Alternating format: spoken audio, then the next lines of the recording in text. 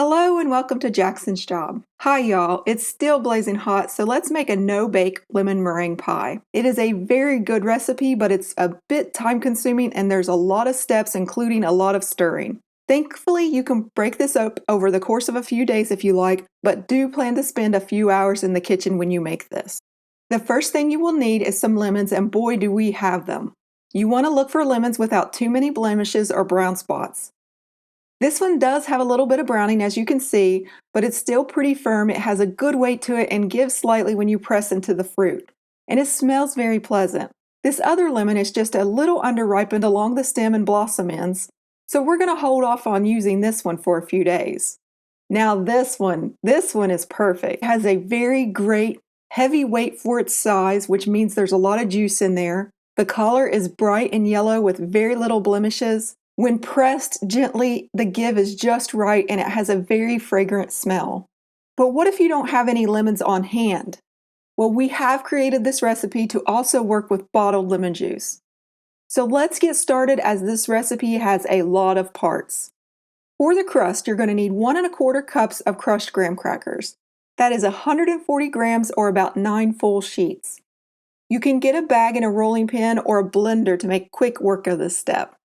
Next, you're going to need to melt some butter, 5 tablespoons or 70 grams to be exact. Mix these two ingredients together in a bowl until the crumbs are well moistened. Pour these moistened crumbs out into a 9-inch or 23-centimeter pie pan and press them down as evenly and firmly as possible. This can be a bit finicky and will take a while. Just be patient.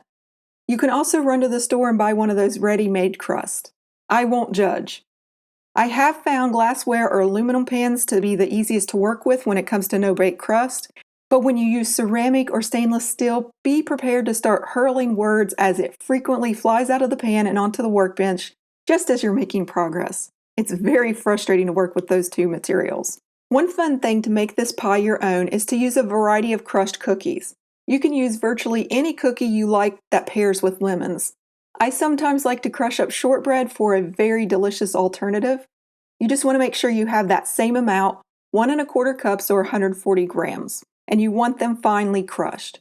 Chill this down for a good 30 minutes or until that graham cracker crust is very firm. If you like, you can stop here and leave it in the fridge loosely covered for a few hours or even up to a few days and continue with this recipe a little later. Now that the crust is chilling, we need to do a little bit of prep work.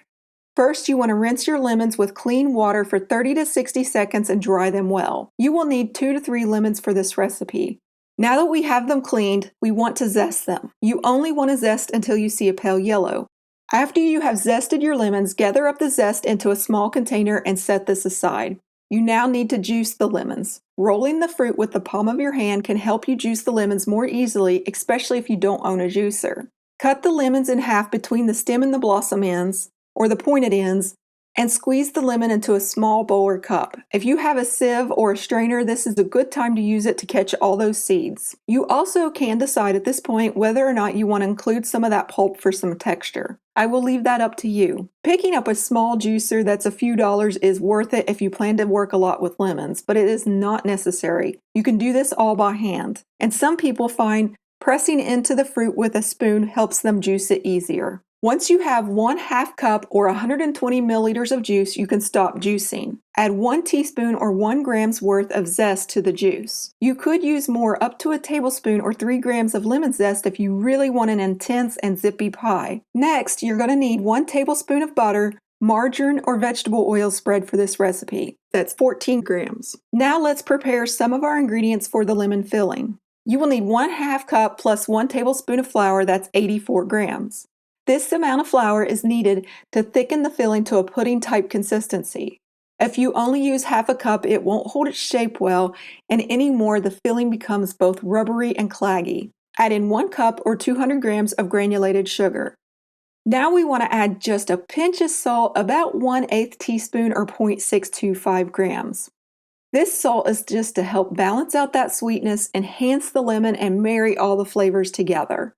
Whisk these together until you don't see any lumps, and then gradually add in water. You want to pour in just a little at a time and stir between additions to ensure it doesn't become lumpy, and you will have a smooth and silky filling. You will need 1 1/2 cups total or 360 milliliters.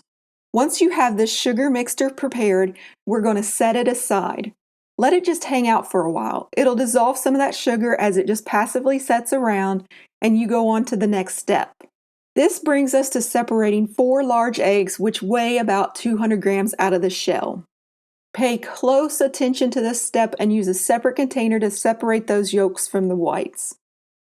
I recommend using a solid color bowl that isn't yellow, and look carefully before you transfer it to your other bowl, as you can miss a bit of that yolk otherwise. I will show you what happens. I did this earlier. That little smidgen of yolk, even though I fished it out, left a very trace amount of fat behind. That was enough for my meringue to completely fail. It would not whip up. Swiss and Italian meringues are not as forgiving as the French meringue when it comes to trace amounts of fat. So unless you want this to happen where you have a soupy meringue, make sure to separate those egg yolks carefully and use the egg whites with broken yolks for another purpose. There's nothing worse than going through around 30 minutes of preparing and mixing and heating this to find out you have to do it all over again. You will be so disappointed. Place the egg whites and egg yolks into 2 separate heat-proof bowls. To make the Swiss meringue, we are going to heat it over a bain-marie or a double boiler. We use about 1 inch, 2.5 centimeters of water, and then we make sure that the bowl sits on top, but the water doesn't touch the bottom of the bowl. You will need the 4 egg whites, 120 grams, and 1 cup of granulated sugar or 200 grams.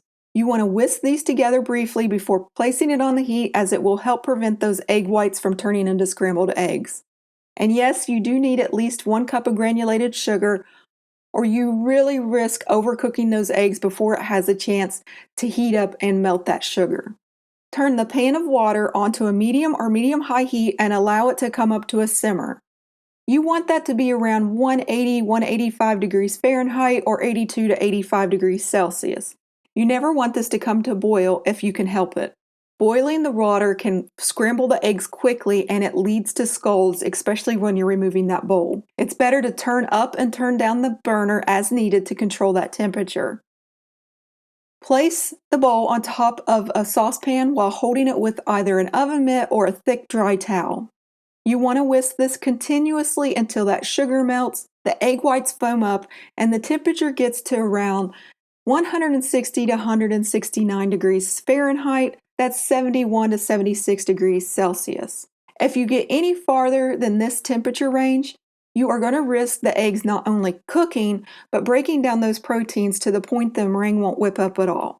That's happened to me in the past several times. So try to stick within that ratio. You want at least 160, 71 degrees Celsius for safety, but you never want to go above 169 or 76 degrees Celsius. Now that your eggs have come up to temperature, turn off that heat. Remove the bowl of egg whites very carefully by just slowly lifting it up and allowing that steam to escape. I would recommend using a dry towel or an oven mitt to protect your fingers from any possible scald if you failed to lower that temperature and it came up to a boil. Transfer the egg whites to a clean heat-proof bowl and do not scrape the sides. This will help prevent weeping, as undissolved sugar granules tend to cling onto the sides of the bowl. Begin to mix the egg whites with your beater on its lowest speed until the mixture begins to cool. After about a minute or so, when those egg whites get more foamy and not so liquidy, you can turn up those beaters to medium-high and whip them until the peaks begin to form. You want medium to stiff peaks. It's a preference more than anything for this recipe. Be prepared to be here for a while.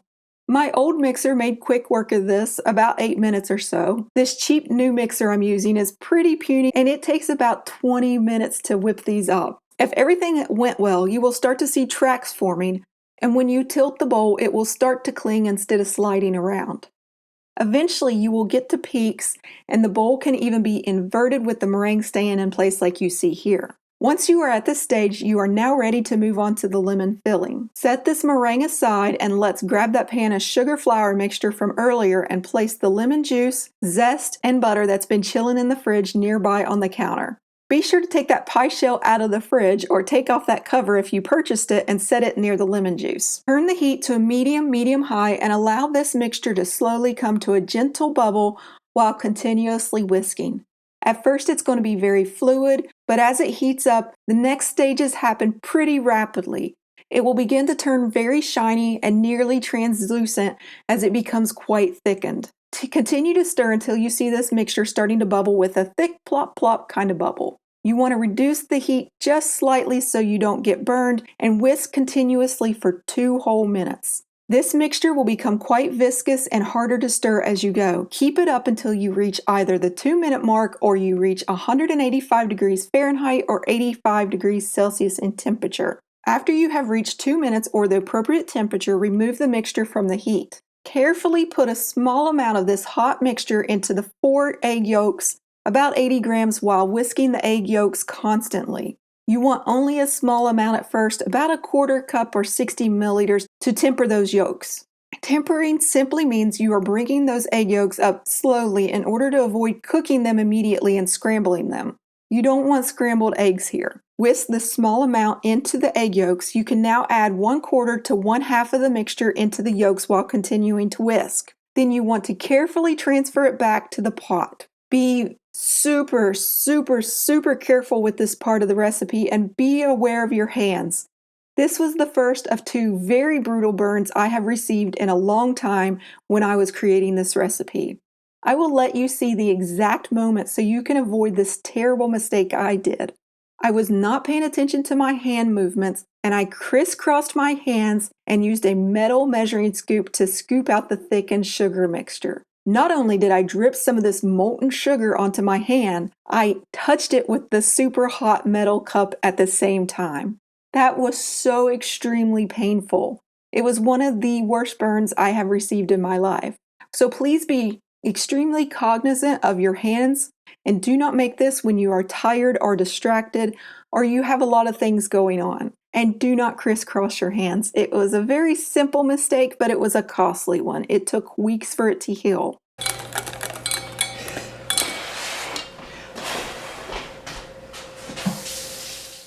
After you have tempered your eggs and have added them to the saucepan, you now want to continue to heat this on medium heat for an additional 2 minutes or until that mixture starts to pull away from the sides of the pan. It's nearly too thick to stir and the mixture yet again reaches 185 Fahrenheit, 85 degrees Celsius. Once you get that 2-minute mark or temperature, you want to turn off the burner and remove this pan from the heat source. Now we need to add in that 1 tablespoon, 14 grams of butter, margarine, or vegetable oil. The main purpose of using this butter is to cool down the mixture quickly and avoid separation. Once this butter is melted, you're going to slowly whisk in that lemon juice and zest. Do this slowly so everything has a chance to homogenize or come together. After all the juice is incorporated, you immediately want to pour this lemon filling into your prepared pie crust and spread it out as evenly as possible. Now that you have the filling into the pie shell, you want to top this as quickly as possible with a thin layer of that meringue to avoid a skin from forming. The skin is edible, but texturally it's a bit out there. And it just forms naturally with all types of puddings and custards. You can use an offset spatula or the back of a spoon or even a fork to do this part. Once you have a thin layer of the meringue covering the entire lemon filling, now you're going to pile the rest on top and then swirl around the meringue as you see fit. You can also lift straight up to form some peaks. If you had it medium peak, you'll have nice curls. If you had stiff peaks, they'll have a nice point to them. Now the hard part. You're going to need to wait. Ideally, you want to cool this down to room temperature and then chill it for 4 to 6 hours or even overnight to let those flavors develop. But at the bare minimum, it needs to cool to room temperature to set. At room temperature, it will be less firm but still sliceable. Look at how well it is holding its shape and how beautiful that lemon filling is due to those egg yolks. Wait, you can't even see it. A little quick swipe and much better. This pie is amazing, you guys. It is tangy, it's tart, yet sweet and silky, and those graham crackers give it a much needed crunch for some variety. I really hope you enjoyed this recipe as it was a much longer one and it took us ages from start to finish. We had so much fun, however, making this no-bake lemon meringue pie, and we think you will too. And the rewards are substantial. This is honestly top 3 desserts I've ever eaten in my life. Thank you for watching, and as always, happy baking.